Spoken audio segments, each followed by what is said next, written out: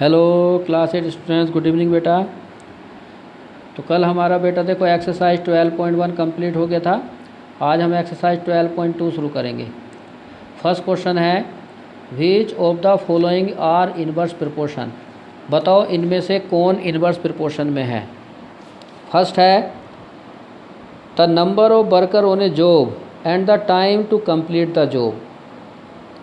कि number of worker on a job, एक job पर कुछ वर्कर काम के लिए लगे हैं, एंड टाइम, वर्कर और टाइम किस में होंगे। तो देखो मैंने आपको पहले जब ये चैप्टर शुरू किया था उस दिन बताया था डायरेक्ट और इन्वर्स प्रोपोर्शन के बारे में। डायरेक्ट प्रोपोर्शन होता है, मैं दोबारा रिपीट कर रहा हूँ, अगर कोई वन थिंग इंक्रीज हो दूसरी थिंग भी उसी रेशियो में इंक्रीज हो, या एक चीज़ डिक्रीज हो दूसरी भी डिक्रीज हो, तो उसको हम बोलते हैं डायरेक्ट प्रोपोर्शन। लेकिन जब एक चीज़ तो इंक्रीज हो लेकिन दूसरी चीज़ डिक्रीज हो, या एक डिक्रीज हो तो दूसरी चीज़ इंक्रीज हो, उसे हम बोलते हैं इन्वर्स प्रोपोर्शन। ठीक है। तो यहाँ पर देखो बेटा इन्होंने कहा है वर्कर और टाइम के बारे में। अब एक चीज़ बताओ, मान लीजिए जैसे कोई बिल्डिंग, सपोज करो स्कूल का बिल्डिंग बनाना है। अगर मान लीजिए 20 वर्कर लगे हैं, 20 वर्कर को वो बिल्डिंग बनाने में 100 दिन लगते हैं, 100 डेज़ लगे, 20 वर्कर को 100 डेज़। तो अगर 20 की बजाय वर्कर 40 होते तो क्या 100 डेज़ लगेंगे?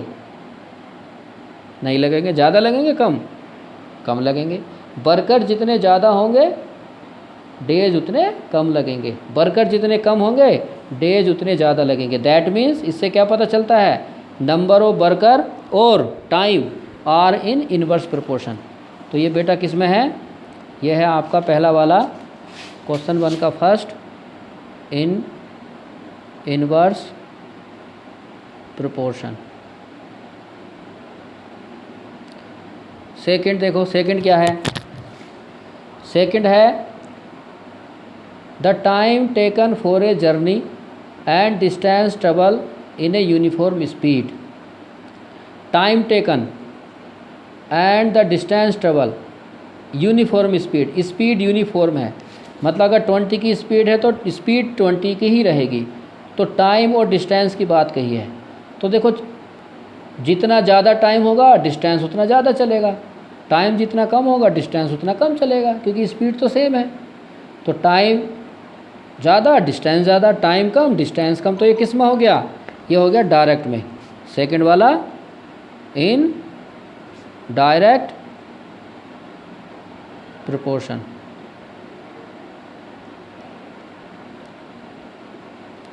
थर्ड है area of cultivated land and crop harvested.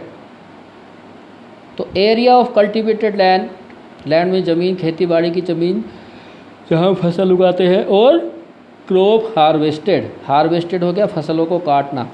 तो देखो बेटा एरिया जितने ज़्यादा होगा हार्वेस्टिंग भी उतनी ज़्यादा होगी, एरिया जितना कम होगा हार्वेस्टिंग भी उतनी कम होगी। तो थर्ड भी क्या हो गया? थर्ड भी हो गया बेटा in direct proportion. Fourth, time taken for a fix journey and speed of the vehicle. Fix journey fix है, फिक्स जर्नी मान लीजिए कारगिल से लेह जाना है, ठीक, तो टाइम और स्पीड, तो क्या होगा बेटा? देखो स्पीड जितनी ज़्यादा होगी टाइम उतना कम लगेगा, स्पीड जितनी कम होगी टाइम उतना ज़्यादा लगेगा। तो ये किस में हो गया? इनवर्स प्रोपोर्शन में। ये हो गया बेटा इनवर्स प्रोपोर्शन। फिफ्थ है the population of a country and area of land पर पर्सन। तो पॉपुलेशन ऑफ कंट्री और एरिया ऑफ लैंड पर पर्सन। बेटा देखो जैसे आप स्कूल में क्लास में बैठते हो, अगर आपकी क्लास में 30 स्टूडेंट हैं तो आप आराम से बैठते हो खुल के। अगर स्टूडेंट 30 की बजाय 40 होते, क्या तुम्हें बैठने के लिए उतनी जगह मिलेगी? नहीं मिलेगी। एक बेंच पे हमें 5-5 बच्चों को बैठाना पड़ेगा। तो जितनी ज़्यादा पॉपुलेशन होगी, जितने ज़्यादा स्टूडेंट होंगे, एरिया उतना ही कम होता जाएगा, क्योंकि रूम का साइज़ तो वही है, एरिया तो उतना ही है। ज़मीन तो उतनी ही है, कहाँ से ज़मीन तो किसी भी कंट्री की उतनी रहेगी, एक्स्ट्रा ज़मीन तो हो नहीं सकती। तो अगर पॉपुलेशन बढ़ेगी तो एरिया कम होगा। जैसे आपके घर में ही ले लो, मान लीजिए आपके दादाजी थे, आपके दादाजी के पास मान लीजिए 40 कनाल ज़मीन थी। अब आपके दादाजी के 2 बच्चे हुए, आपके पापा और आपके अंकल, तब उनको क्या 40 कनाल ज़मीन रहेगी? उनको अब 20-20 आ जाएगी। फिर आपके पापा के 2 बच्चे हुए मान लीजिए, तब उनको 20 कनाल का क्या होगा? 10 कनाल आएगी।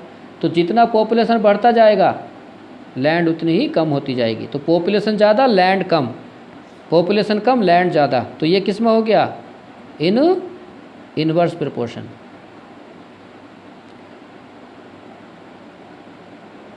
तो ये भी इनवर्स प्रोपोर्शन में हो गया। ठीक। नाउ क्वेश्चन 2 देखो, in a television game show the prize money of 1 lakh is to be divided equally amongst the winner. कि एक टेलीविज़न गेम शो है, 1 लाख रुपीज़ का प्राइज़ डिस्ट्रीब्यूट करना है इक्वली विनर्स में। Complete the following table and find whether prize money given individual winner is directly और inversely proportional to the number of winner. तो हमें बताना है नंबर ऑफ विनर और जो मनी है वो डायरेक्टली प्रोपोर्शनल है या इन्वर्सली प्रोपोर्शनल है। तो देखो नंबर ऑफ विनर और प्राइजेज ऑफ ईच विनर। मान लीजिए एक विनर, सिर्फ 1 विनर हुआ, कोई एक ही जीता, तो 1 लाख देना था उसको, 1 लाख मिल जाएगा। लेकिन किसी वजह से 2 विनर हो गए, टाई हो गया मैच, 2 जीत गए, ठीक है, तो क्या 1 लाख मिलेगा? अब वही 1 लाख क्या होगा? 50,000 करके मिलेगा, 2 बच्चों में 50,000। अगर किसी वजह से 4 विनर हुए तो अब क्या 50,000 मिलेगा? 4 विनर में कितना मिलेगा? 25,000 मिलेगा। अगर 5 विनर हुए तो कितना मिलेगा? क्योंकि 1 लाख ही है, तो 5 विनर हुए तो 20,000 मिलेगा। इस तरह से ये फिलअप करना है। तो जितने ज़्यादा विनर होंगे तो प्राइस फॉर ईच विनर कम हो जाएगा, विनर कम होंगे तो प्राइस फॉर ईच विनर ज़्यादा हो जाएगा। ठीक है। सो यहाँ हो गया क्या? Number of winner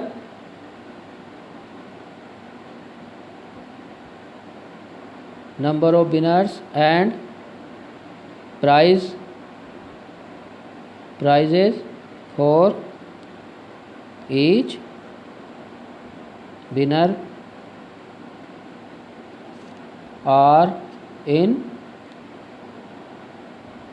inverse proportion।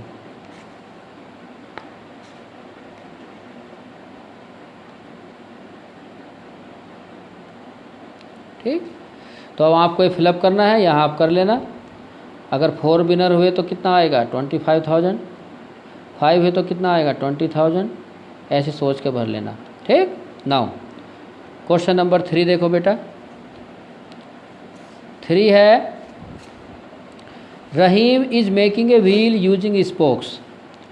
Rahim spokes का यूज करके देखो व्हील बना रहा है। He want to fix equal spoke in such a way that the angle between any pair of consecutive spokes are equal. वो इस तरह से स्पोक्स को फिक्स करता है कि 2 कॉन्जिक्यूटिव स्पोक्स के बीच जो ये एंगल है वो इक्वल रहता है हमेशा, तीनों एंगल इक्वल होंगे। अगर ये 6 स्पोक्स हैं तो ये सब एंगल इक्वल है, एंगल इक्वल होने चाहिए। Help him by completing following table. तो हमें ये टेबल फिलअप करना है। तो देखो एक चीज़ बताओ, अगर स्पोक 3 है तो ये एंगल बना, स्पोक 6 हो गए, क्या इतना एंगल बनेगा? एंगल कम हो जाएगा। और होंगे ज़्यादा तो और कम होगा। मीन्स स्पोक्स जितने ज़्यादा होंगे तो एंगल बिटवीन स्पोक्स उतना ही कम होगा। स्पोक्स कम होंगे तो एंगल ज़्यादा होगा। ठीक है। तो 4 स्पोक्स हैं 90 डिग्री एंगल बना, 6 स्पोक्स हैं 60 डिग्री एंगल बना। अगर 8 स्पोक्स हैं तो जाहिर सी बात है कम एंगल बनेगा। मान लो कितना, आप मान लो यहाँ x होगा, 10 है तो मान लो y होगा, 12 है तो मान लो z होगा। तो are the number of spokes and angle form between pair of consecutive spokes inverse proportion? Yes.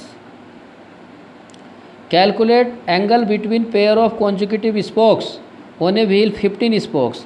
अगर 15 स्पोक्स हैं तो कितना एंगल बनेगा? तो एक काम करो, एक टेबल और बढ़ा दो इसमें, यहाँ कर लो 15 स्पोक्स। ठीक। तो कितना बनेगा एंगल? ये पूछा है, मान लो ए बनेगा।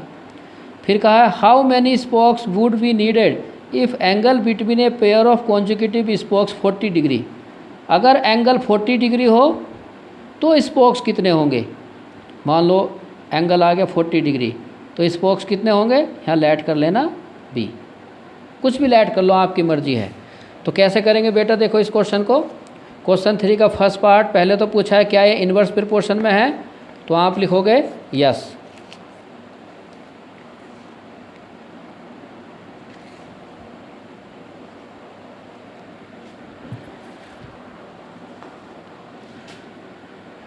यस, दीज आर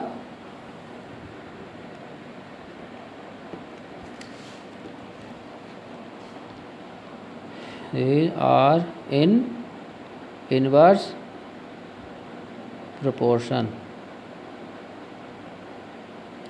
फिर सेकंड है calculate angle between pair of conjugative spokes on wheel 15 spokes. अगर 15 स्पोक्स हैं तो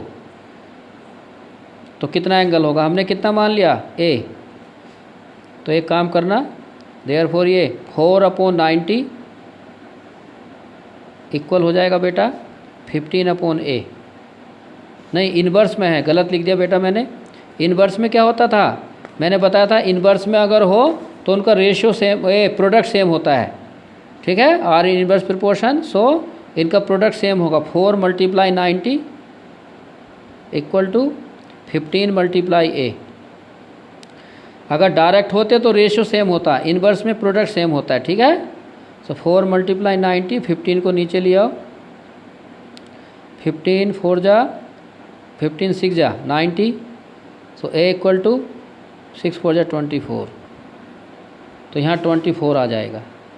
इसी तरह से थर्ड पार्ट है, थर्ड पार्ट में हमने मान लिया 40 डिग्री है तो b होगा, तो लिखना 4 × 90 इक्वल टू b × 40, तो सोल्व करके b निकाल लेना।